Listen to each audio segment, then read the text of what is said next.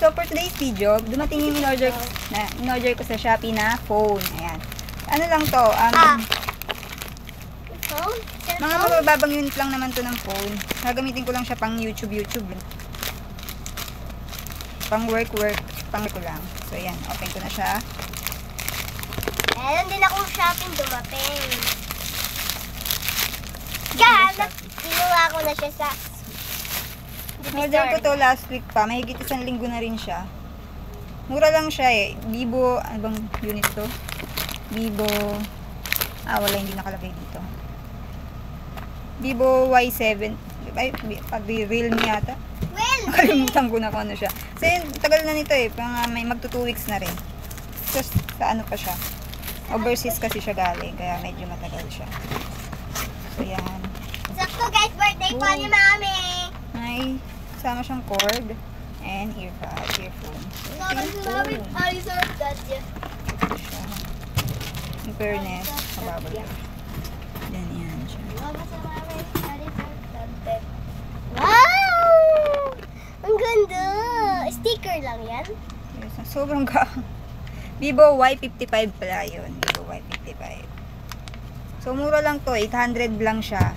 Paano ba tatanggalin? At parang lobat din siya. Yan. Check ko.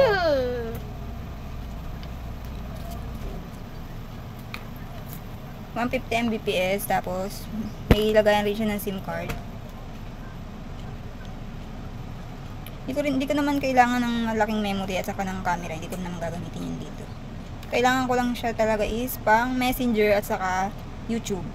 Ang tagal. Click. Pang work ko lang siya. Ganyan.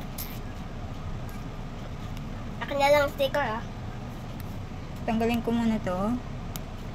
Kasi, may ano siya yung sticker niya kasi nakaharang. So, hindi ko makikita kung nag-work siya. Pero ang hirap niyang tanggalin.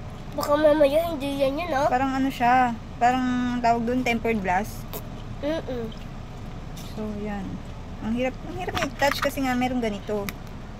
Hindi, saan ito? Saka na lang ito, ma. Hindi pa nga ako tapos eh.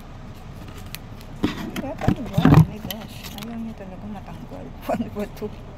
Ayaw niya matanggal. Kasi ang hirap. Dahan-dahan ka lang, ma. Baka mabasag yan.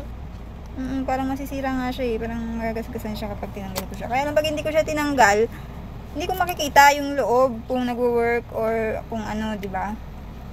Kasi pero working siya Kaya maganda. Okay. So yun nga lang, mamaya ko na lang siguro tatanggalin yung stickers niya. Hindi siya sticker, tempered siya kasi makapal din siya eh. Makapal din kasi siya eh. So yun nga, mamaya ko na lang siya tatanggalin para ma-check ko siya. So yun guys, update ko ulit kayo mamaya kapag natanggal ko na itong stickers niya at saka kung okay siyang gamitin. So yun. So yun mga preni, na-open ko na siya, natanggal ko na yung itong stickers niya o tempered niya. Sobrang hirap niyang tanggalin. Grabe, nagkaroon na siya ng mga iba-ibang gas. Dahil ang hirap niyang tanggalin. So okay naman siya, overall okay naman siya. Meron nakapag-download ako ng Messenger, saka YouTube, and then may Facebook din siya. For backup phone, okay to, pwede nyo itong gamitin. Saka sa mga kids yan. Mga kids pwede to for YouTube lang. Malinaw siya, and then okay din yung camera niya, medyo malinaw din. Ako kasi pang YouTube and Messengers, Facebook lang ito siya gagamitin. So okay siya. So siya ay, ulitin ko siya, Vivo Y55. Nabili ko lang siya sa Shopee ng 800. So ayan, parang naka-sales pa nga yata to. Parang 900 siya, tapos sale siya, 800 ko lang nabili. So ayan, okay na okay siya, ang galing, ganda.